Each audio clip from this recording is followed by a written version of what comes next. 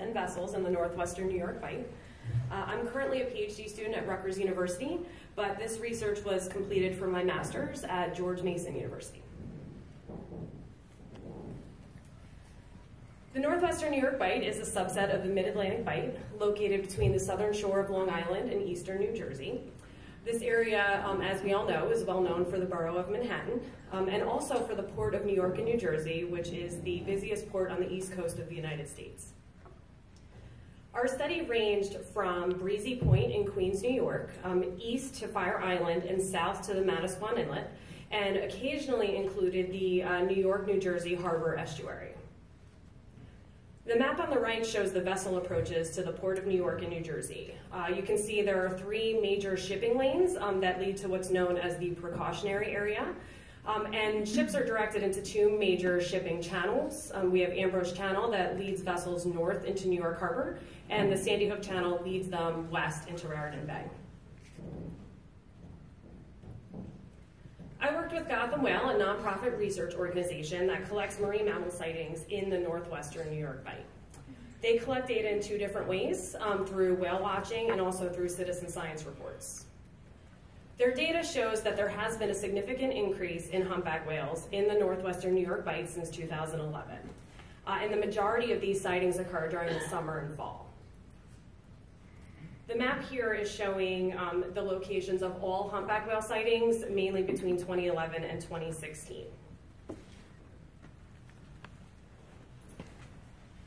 I used ArcMap to plot sightings over vessel density maps accessed from the Marco portal.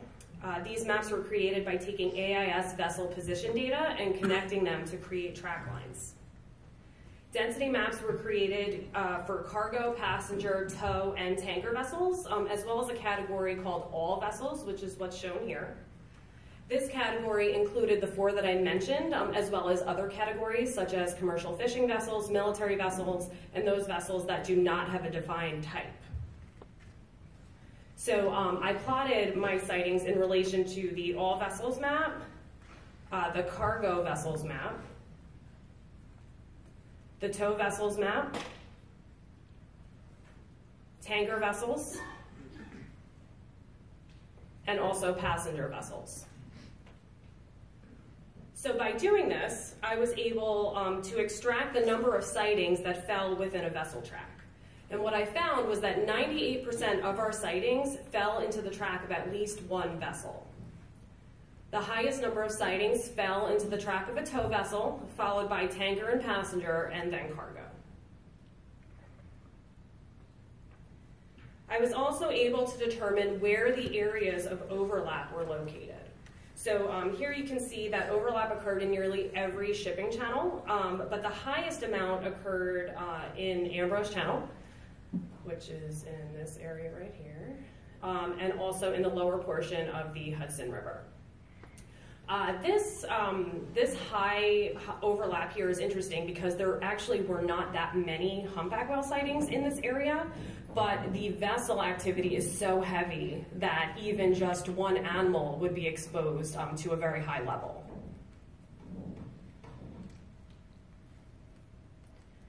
So it's clear that humpback whales are being sighted in and around major shipping channels in the northwestern New York Bight.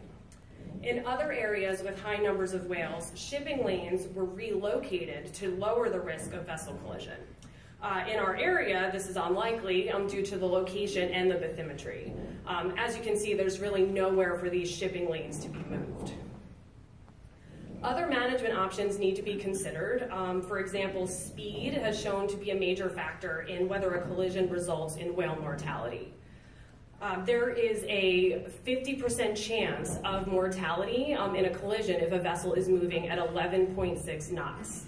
And this is why there's actually a seasonal management area from November through April in the northwestern New York Bight, where vessels are required to move at 10 knots or less. However, there are currently no vessel speed restrictions in place to protect humpback whales from May through October when their sightings are highest. Speed restrictions are an important consideration because at this point, vessel operators are not accustomed to encountering whales in this area. We need to consider what will happen if this increase in sightings continues.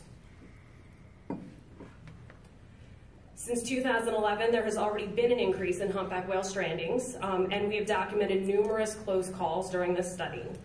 If vessel operators know in advance that there are whales in the area and they take it slow, we may be able to prevent future mortalities.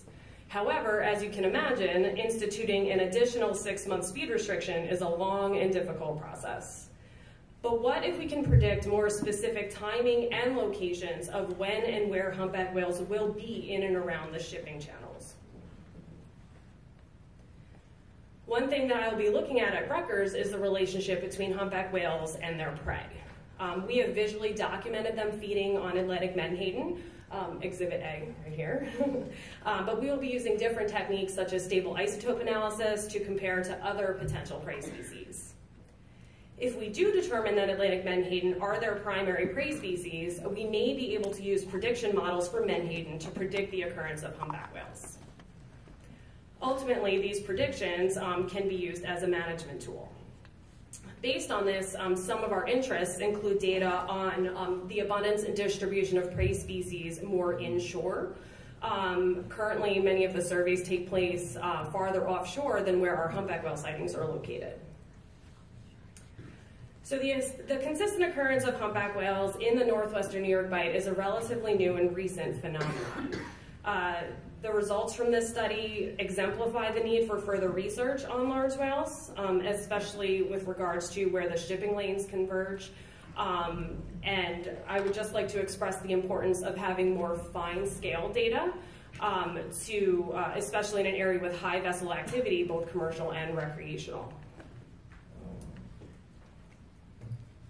That's it. Thank you.